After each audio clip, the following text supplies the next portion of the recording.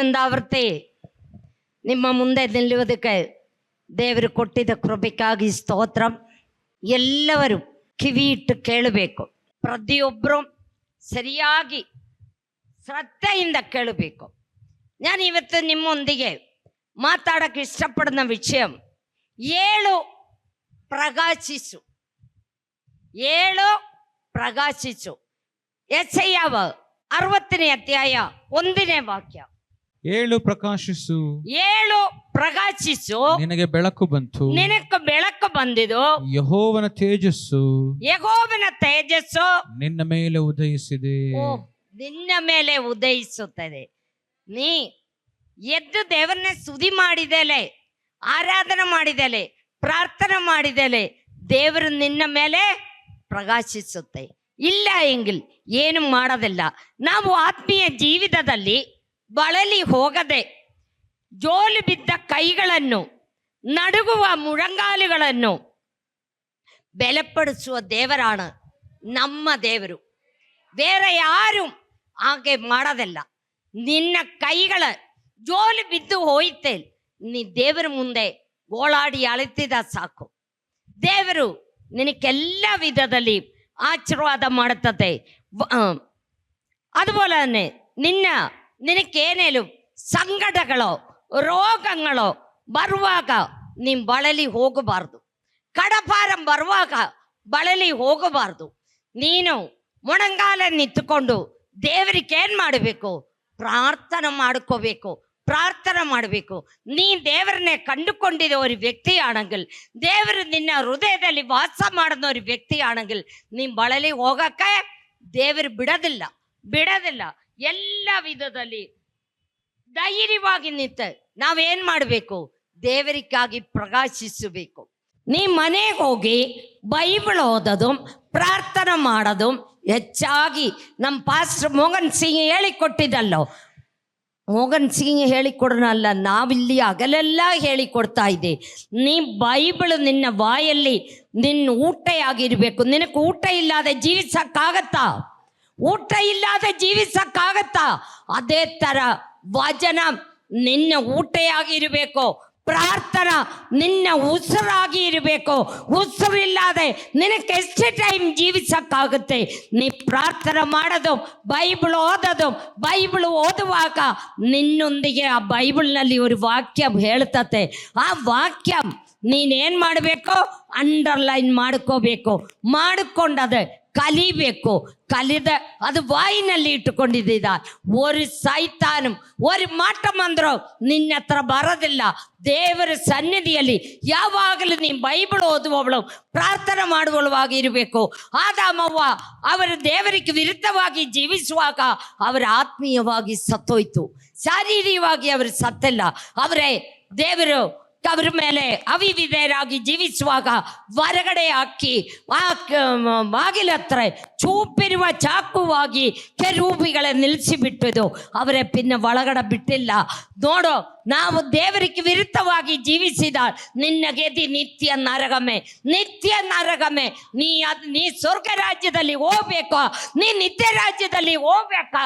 ನೀ ಹೆಂಗೆ ಜೀವಿಸಬೇಕು? ದೇವರಿಗೆ ವಿಧೇಯಳಾಗಿ, ದೇವರಿಗೆ ವಿಧೇಯನಾಗಿ ಜೀವಿಸಬೇಕು. അതുപോലെ തന്നെ ಇನ್ನೊಂದು ಎಕ್ಸಾಂಪಲ್ ನಮಗೆ ನೋಡೋಣ. ದಾವೀದ ಪಾಪ ಮಾಡಿದಾಗ 51ನೇ ಕೀರ್ತನೆಯಲ್ಲಿ ಇದೆ, ಓದಬೇಡ. 51ನೇ ಕೀರ್ತನೆ ನೀವು ಓದುವಾಗ ದಾವೀದ ಚಿಕ್ಕ ವಯಸ್ಸಿನಲ್ಲಿಯೇ 14-15 ವಯಸ್ಸಿನಲ್ಲಿಯೇ ಅವನ ತಲೆ ಮೇಲೆ ಏನು ಬಿದ್ದಿದೆ? ಅಭಿಷೇಕದ ತೈಲ ಬಿತ್ತಿದೆ. ಆ ಅಭಿಷೇಕ ತೈಲವನ ಮೇಲೆ ಬೀಳುವಾಗ ಅವನಿಗೆ ದೇವರ ಶಕ್ತಿ ಕೊಟ್ಟು ಅವನ್ ಕರಡಿಯೇ ಸೀಳಿ ಬಿಟ್ಟಿದ್ದು, ಸಿಂಹವನ್ನೇ ಸೀಳಿ ಬಿಟ್ಟಿದ್ದು. ಅವನ್ ತಂದೆದಿ ಕುರಿಗಳೇ ಹಿಡಿಯಕ್ಕೆ ಬರುವಾಗ ಹಿಡಿಯಕ್ಕೆ ಬಿಟ್ಟಿಲ್ಲ. ಅವನ ಕೈಯ ಕೂಡ ರಕ್ತ ಸುರಿಸಿ ಅವನ ಕುರಿನೇ ಅವನ ತೋಳು ಮೇಲೆ ಹಾಕೊಂಡು ಅವನ್ ಬರ್ತಾ ಇದ್ದಿದ್ದು. ಅವನ ತಂದೆದಿ ಕುರಿಗಳೇ ಸಿಂಹವನು ಕರಡಿಕೆ ಒಂದೇ ಕಲ್ಲಿನಲ್ಲಿ ಗೋಲಿಯಾತನೇ ಏನ್ ಮಾಡಿದವನೇ? ನಿಲಂಬರಿಜ ಮಾಡಿದ್ದು ಅವನೇ. ಹಂಗೆ ಅವನೆಲ್ಲ ವಿಧದಲ್ಲಿ ಮುಂದೆ ನಿಂತಿದ್ದ ಹುಡುಗನೇ ರಾಜನಾಗುವಾಗ ಅವನೇನ್ ಮಾಡಿದ್ದು? 51ನೇ ಕೀರ್ತನೆಯಲ್ಲಿ ಅವನ್ ಪಾಪ ಮಾಡಿದ್ದು. ದೇವರ ಮಹಿಮೆ ಅವನಿಂದ ಕಳ್ಕೊಂಡಿದ್ದು. ಅವನ ಏನ್ ಮಾಡಿದ್ದು? ಅಳುತ್ತು ಗೋಳಾಡಕ್ಕೆ ಶುರುವಾಯ್ತು. ದೇವರ ಮಹಿಮೆ ಅವನಿಂದ ಹೋಯ್ತು ಅಂತ ಗೊತ್ತಾಗುವಾಗ ಅವನ ಅಳುತ್ತು ಗೋಳಾಡಿ ಪ್ರಾರ್ಥನೆ ಮಾಡಕ್ಕೆ ಶುರುವಾಯಿತು. ದೇವರೇ, ನನಗೆ ರಕ್ಷಣಾ ಅನುಭವ ನೀನು ನನಗೆ ತಿರುಗಿ ಕೊಡು, ನೀನು ನನಗೆ ತಿರುಗಿ ಕೊಡು. ಇನ್ಮೇಲೆ ನಾನು ಯಾವ ಪಾಪವೂ ಮಾಡೋದಿಲ್ಲ. ಪ್ರಿಯ ಮಕ್ಕಳೇ, ನಾನು ನಿಮ್ಗೆ ಹೇಳ್ತಾ ಇದ್ದೆ, ಅಪ್ಪಿ ಏನೋ ಒಂದು ಸುಳ್ಳು, ಏನೋ ಒಂದು ಕೆಡುಕ ಮಾಡಿದಾಲ್ ದೇವರಿಗೆ ಏನು ಮಾಡಬೇಕು? ಅಭಿಷೇಕ ತೈಲ ಬಿದ್ದಿದ ನೀನು, ಪ್ರಾರ್ಥನೆ ಮಾಡಿದ ನೀನು, ಬೈಬಲ್ ಓದುವ ನೀನು, ದಯವಿಟ್ಟು ದೇವರಿಗೆ ವಿರುದ್ಧವಾಗಿ ಮಾಡಬಾರ್ದು. ಮಾಡಿದಾಲ್ ನೀ ಎಲ್ಲಿಗೆ ಹೋಗುತ್ತೆ? ನಿತ್ಯ ನರಕದಲ್ಲಿ ಹೋಗುತ್ತೆ, ನಿತ್ಯ ನರಕದಲ್ಲಿ ಹೋಗುತ್ತೆ. ನಿನ್ನ ಜೀವಿತದಲ್ಲಿ ಯಾವ ಸಂತೋಷ ನಿನಗೆ ಸಿಗೋದಿಲ್ಲ, ಯಾವ ಸಮಾಧಾನ ನಿಮಗೆ ಸಿಗೋದಿಲ್ಲ. ನಾವು ಯಾತಕ್ಕೆ ಯೇಸು ಸ್ವಾಮಿನೇ ಕಂಡುಕೊಂಡಿದ್ದದೆ? ಸಮಾಧಾನಕ್ಕೋಸ್ಕರ, ಸಂತೋಷಕ್ಕೋಸ್ಕರ. ನಮ್ಮ ಜೀವಿತದಲ್ಲಿ ನಮಗೇನಿರಬೇಕು? ಒಂದು ನಿರೀಕ್ಷೆ ಇರಬೇಕು. ಆ ನಿರೀಕ್ಷೆಗಾಗಿ ನಾವು ಪ್ರತಿಯೊಬ್ಬರು ಇಲ್ಲಿ ಬಂದಿರಿക്കുന്നത്. ನಮ್ಮ ನಿರೀಕ್ಷೆ ಏನು? ನನ್ನ ಕರ್ತನಾದ ಯೇಸು ಕ್ರಿಸ್ತನು ಬೇಗಾರೂಢನಾಗಿ ಬರ್ತತೆ. ಅವನ ಜೊತೆಯಲ್ಲಿ ನಾನು ಹೋಗ್ತೀನಿ. ನಾನು ನನ್ನ ತಂದೆ ಮನೆಯಲ್ಲಿ, ನನ್ನ ತಂದೆ ನನಗೆ ಬಿಡಾರಗಳನ್ನು ಸಿದ್ಧ ಮಾಡ್ತಾ ಇದೆ. ಆ ಸಿದ್ಧ ಮಾಡಿ ನನ್ನ ತಂದೆ ವಾಪಸ್ ಬರ್ತತೆ. ವಾಪಸ್ ಬರುವಾಗ ನಾನು ಅವನ ಜೊತೆಯಲ್ಲಿ ಹೋಗುತ್ತೆ. ಚಪ್ಪಾಳಿ ಹೊಡೆದು ದೇವರನ್ನ ಸ್ತುತಿ ಮಾಡೋ. ಇನ್ನ ನಿದ್ರೆ ಮಾಡುವವರೇ, ನಿದ್ರೆಯಿಂದ ಎಚ್ಚರಕೊಳ್ಳಿರಿ, ಪ್ರಕಾಶಿಸಬೇಕು. ಎಫೆಸರ್ 5ನೇ ಅಧ್ಯಾಯ 14ನೇ ವಾಕ್ಯ. ನಿದ್ರೆ ಮಾಡುವವರೇ ಎಚ್ಚರವಾಗು, ಸತ್ತವರನ್ನು ಬಿಟ್ಟು ಏಳು, ಕ್ರಿಸ್ತ ನಿನಗೆ ಪ್ರಕಾಶ ಕೊಡುವನು. ನೋಡು ಮಕ್ಕಳೇ, ಕರ್ತನಾದ ಯೇಸು ಕ್ರಿಸ್ತನು ನಮಗೆ ಏನು ಮಾಡ್ತತೆ? ಪ್ರಕಾಶ ಕೊಡ್ತತೆ. ಆ ಪ್ರಕಾಶ ಕೊಡಬೇಕೆ ನಾವೇನು ಮಾಡಬೇಕು? ಎಚ್ಚರವಾಗಿ ಪ್ರಾರ್ಥನೆ ಮಾಡುವವರಾಗಿರಬೇಕು. ಎಚ್ಚರವಾಗಿ ಬೇಸರಕೊಳ್ಳದೆ ಪ್ರಾರ್ಥನೆ ಮಾಡುವ ದೇವರುಗಳಿರಿക്കുന്നത്. ಬೇಸರಕೊಳ್ಳದೆ ಪ್ರಾರ್ಥನೆ ಮಾಡಬೇಕು. ಎಚ್ಚರವಾಗಿ ಪ್ರಾರ್ಥನೆ ಮಾಡುವುದು ದೇವರಿಗೆ ಹೇಳಿರಿಕೆಯ. ನೀ ಮಾಡ್ತಾ ಇದೀಯಾ? ಅಯ್ಯೋ, ಇಲ್ಲಿ ಬಂದು ಎಲ್ಲಂಗ ಆಮೇಲೆ ಮುಂದಿನ ವಾರವೇ ಆ ಬೈಬಲ್ ಹುಡುಕುತ್ತೆ. ಎಲ್ಲಿದೆ? ಪೊಡಿಯೆಲ್ಲ ತಟ್ಟಿ ಹಿಡ್ಕೊಂಡು ಬರ್ತತೆ. ಮಕ್ಕಳೇ, ಹಾಗೆ ಜೀವಿಸಿದಾಲ್ ನಿನ್ನ ಗೆದಿ ನಿತ್ಯ ನರಕಮೇ. ನೀ ನರಕದಲ್ಲಿ ಹೋಗ್ಬೇಕಾ? ಸ್ವರ್ಗ ರಾಜ್ಯಕ್ಕೆ ಹೋಗ್ಬೇಕಾ?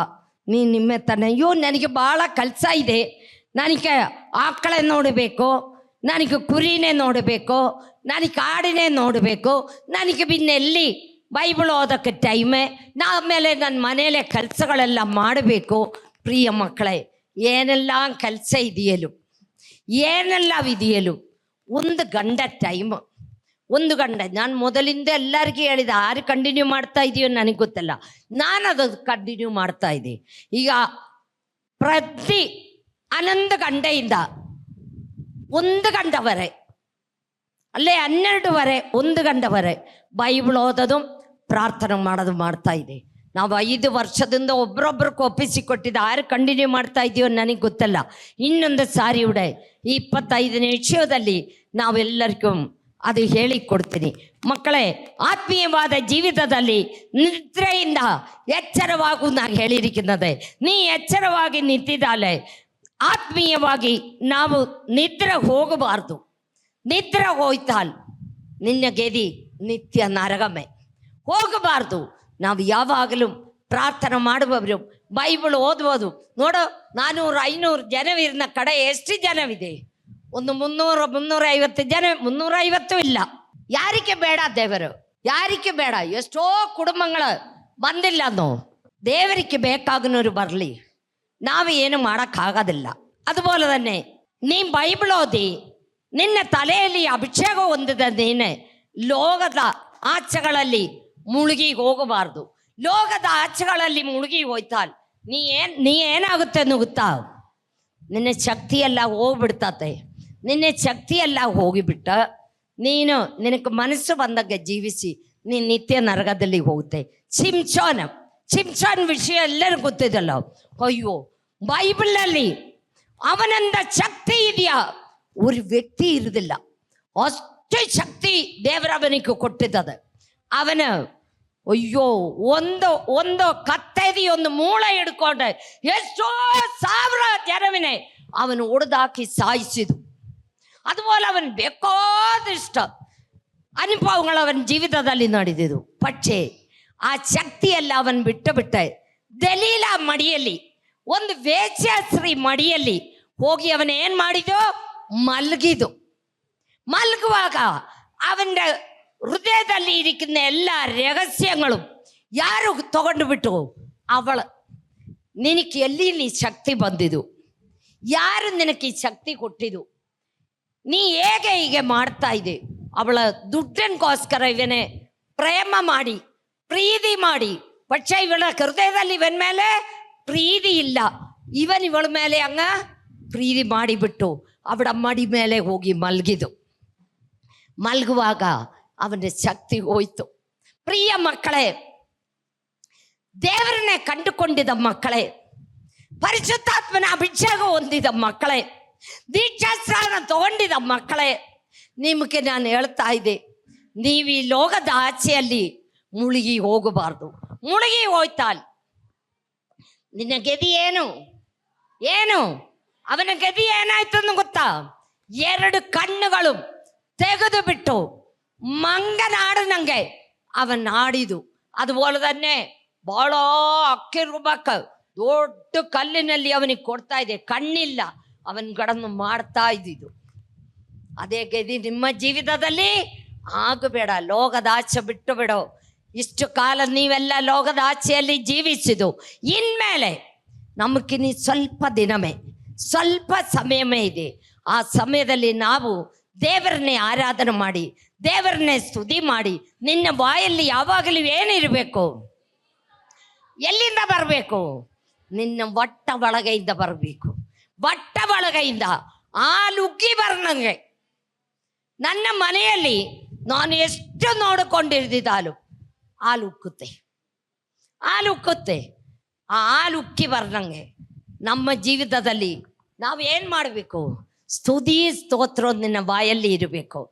ಆ ಅಭಿಷೇಕ ಹೊಂದಿದ, ಆ ತೈಲಂ ಬಿದ್ದಿದ, ನೀನು ಕೆಟ್ಟ ಮಾತು ಮಾತಾಡಂಗಿಲ್ಲ, ಒಡೆದಾಡಂಗಿಲ್ಲ, ಬೈದಾಡಂಗಿಲ್ಲ, ಕಲಾಟ ಮಾಡಂಗಿಲ್ಲ. ನೀ ಏನ್ ಮಾಡಬೇಕು? ದೇವರನ್ನೇ ಯಾವಾಗಲೂ ಸ್ತುತಿ ಮಾಡಬೇಕು. ಯೋಗನಾಂದ ಸುವಿಶೇಷ 5ನೇ ಅಧ್ಯಾಯ 8ನೇ ವಾಕ್ಯ. ಯೇಸು ಅವನಿಗೆ ಎದ್ದು ನನ್ನ ಹಾಸಿಗೆಯನ್ನು ಹೊತ್ತುಕೊಂಡು ಹಲ್ಲೆಲೂಯಾ, ಹಲ್ಲೆಲೂಯಾ. 32 ವರ್ಷ ಕಾಲമായി ಒಬ್ಬನ್ ಅಗಸೆ ಬಾಗಿಲ ಹತ್ರ ಒಂದು ಕೊಳವಿದೆ, ಒಂದು ಬಾವಿ ಇದೆ, ಅದಕ್ಕೆ 5 ಮಂಟಪವಿದೆ. ಕುರುಡರು, ಕುಂಡರು, ಮೈ ಒಡಗಿದವರು ಅನೇಕರಲ್ಲಿ ಮಲ್ಕೊಂಡಿದೆ. ಯಾವಾಗಲೂ ಅಲ್ಲಿ ಒಂದು ದೂತನ್ ಬಂದ ನೀರೇನ್ ಮಾಡ್ತತೆ? ಆ ನೀರು ಇದು ಮಾಡ್ತತೆ. ಮಾಡುವಾಗ ಅಲ್ಲಾಡುವಾಗ ಆ ನೀರಿನಲ್ಲಿ ಯಾರು ಫಸ್ಟಿನಲ್ಲಿ ಇಳಿತಾ ಇದೆಯೋ ಅವರಿಗೆ ಏನಾಗುತ್ತೆ? ಗುಣವಾಯ್ತು. ಇವನ್ 38 ವರ್ಷ ಅಲ್ಲಿ ಬಿದ್ದಿಟ್ಟು ಅವನು ಹೋಗುತ್ತೆ. ಏನೋ ಅವನಿಗೆ ಸ್ವಲ್ಪ ನಡೆಯೋದೋ ಏನೋ ಮಾಡ್ತಾ ಇದೆ. ಅವನು ಮಾಡಿ ಹೋಗುವಾಗ ಗುಣ ಹೊಂದಿರೋನ್ ಬರ್ತತೆ. ಇವನ 32 ಎಲ್ಲಿ ಯೇಸು ಈ ಲೋಕದಲ್ಲಿ ಜೀವಿಸಿದದು 33 ವರ್ಷವಾದ. ಇವನ್ ಮಲ್ಗಕ್ಕೆ ಶುರುವಾಗಿ ಎಷ್ಟು ವರ್ಷವಾಯ್ತು? 32 ವರ್ಷವಾಯ್ತು. ನಮ್ಮ ಯೇಸುಗೆ ಭಾಳ ದುಃಖವಾಯಿತು ಇದು ನೋಡಿ. ಒಂದು ದಿನ ಅವನ ಹತ್ರ ಹೋಗಿ ಹೇಳ್ತಾ ಇದೆ, 8ನೇ ವಾಕ್ಯ ಓದು ಮಗ. ನಿನಗೆ ಸ್ವಸ್ಥವಾಗಲಿಕ್ಕೆ ಮನಸ್ಸು, ನಿನಗೆ ಸ್ವಸ್ಥವಾಗುವುದಕ್ಕೆ ಮನಸ್ಸಿದೆಯಾ? ನಾನು ನಿನಗೆ ಹೇಳ್ತಾ ಇದೆ, ನಿಮ್ಮ ಪ್ರತಿಯೊಬ್ಬರಿಗೆ ನಾನು ಹೇಳ್ತಾ ಇದೆ, ನಿನಗೆ ಸ್ವಸ್ಥವಾಗಕ್ಕೆ ಮನಸ್ಸಿದೆಯಾ ಎಂದು ಯೇಸು ಇಲ್ಲಿ ಬಂದಿದೆ. ಎಲ್ಲಿ ಯೇಸು ಇಲ್ಲಿ ಚಲಿಸ್ತಾ ಇದೆ, ಎಲ್ಲಿ ಯೇಸು ಇಲ್ಲಿ ಓಡಾಡ್ತಾ ಇದೆ, ಆ ಯೇಸುವಿನ ಮುಂದೆ ನಿಂತುಕೊಂಡು ನಾನು ಹೇಳ್ತಾ ಇದ್ದೆ, ನಿನಕ್ಕೆ ಸೌಖ್ಯವಾಗಕ್ಕೆ ಮನಸ್ಸಿದೆಯಾ? ಮನಸ್ಸಿದೆಯಲ್ಲಿ ನೀ ಗೋಳಾಡಿ ಆಳುತ್ತು ನಿನ್ನ ವಿಷಯ ದೇವರ ಮುಂದೆ ಹೇಳು. ಆವಾಗ ದೇವರು ನಿನ್ನೆ ಮುಟ್ಟಿ ಏನ್ ಮಾಡ್ತಾತೆ? ವಾಸಿ ಮಾಡ್ತಾತೆ. ಇವನಿಗೆ ಹೇಳಿದು, ನಿನಕ ಮನಸ್ಸಿದೆಯಾ? ಒಡನೆ ಅವನೇನು ಹೇಳ್ತಾ ಇದ್ದೇನೋ, ನನಗೆ ಅಯ್ಯೋ ಆರವಿಲ್ಲ, ಆರವಿಲ್ಲ, ನೀರಿನಲ್ಲಿ ಇಳಿಸಕ್ಕೆ ನನಗೆ ಆರವಿಲ್ಲ.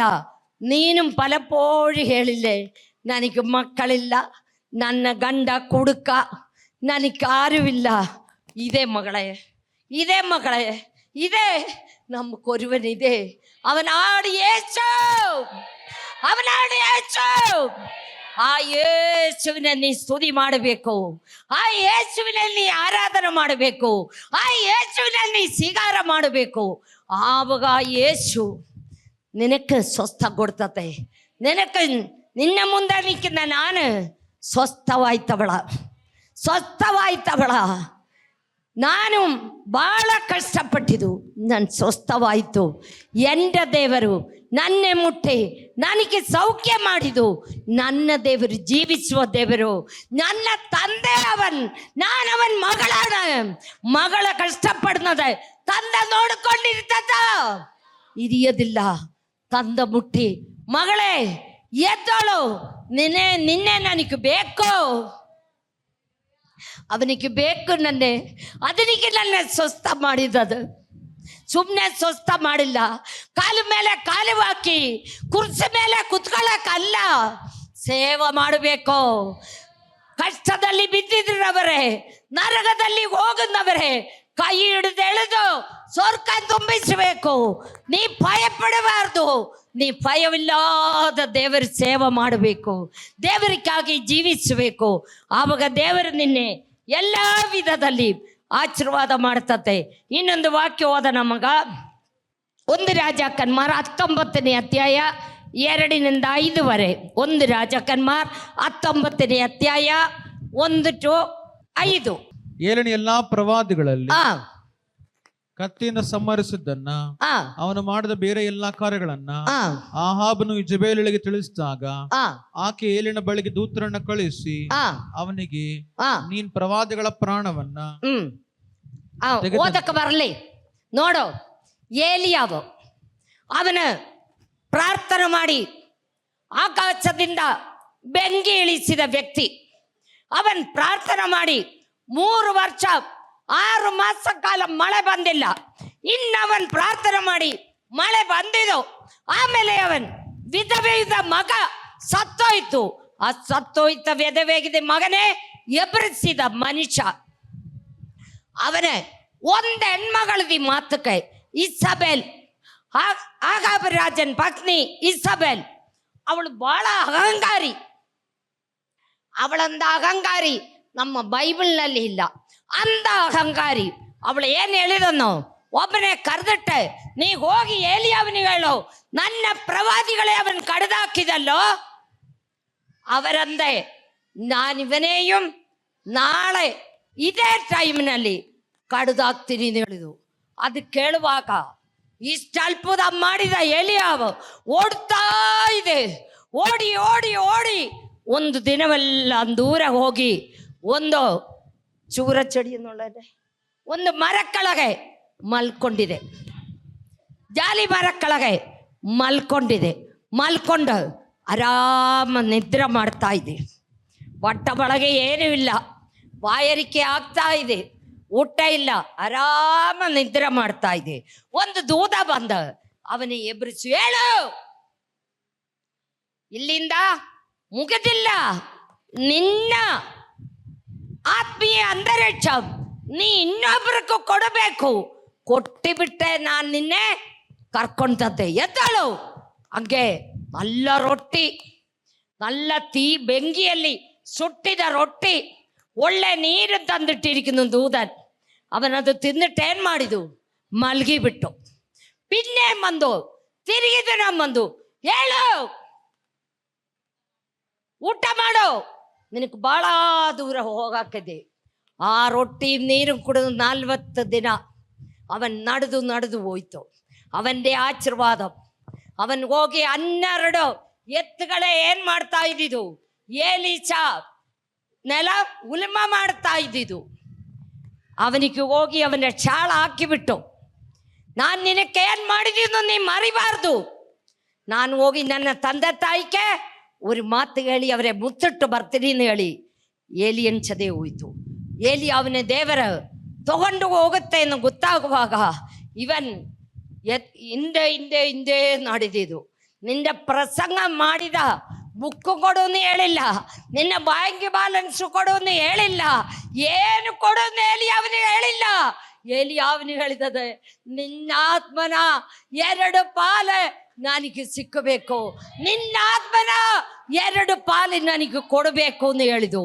ಆ 2 ಪಾಲು ಕೊಡಬೇಕು ಅಂತ ಹೇಳುವಾಗ ಏಲಿಯಾವು ಹೇಳಿದು, ಅದು ಹೆಂಗೆ ಆಗುತ್ತೋ ನನಗೆ ಗೊತ್ತಿಲ್ಲ, ನಾನು ಮೇಲೆ ಕೇರಿ ಹೋಗೋದು, ಈಗ ಹೋಗುತ್ತೆ ಅನ್ನೋಳ ಗೊತ್ತು. ಏಲಿಯಾವು ಇವನೇ ಬಿಡೋದಿಲ್ಲ. ಅಂಡುಕೊಂಡು ಚದೆಯಲ್ಲಿ ನಡೀತಾ ಇದೆ. ಇವರೇ ಬಿಡಿಸಕ್ಕಾಗಿ ರತ್ನಮಯಮಯ ಅಗ್ನಿ ಇವರ ಮಧ್ಯದಲ್ಲಿ ಬಂದು, ಅಯ್ಯೋ ಏಲಿಸ ಕೂವಾಡಿ ಅಳುವಕ್ಕೆ ಶುರುವಾಯ್ತು.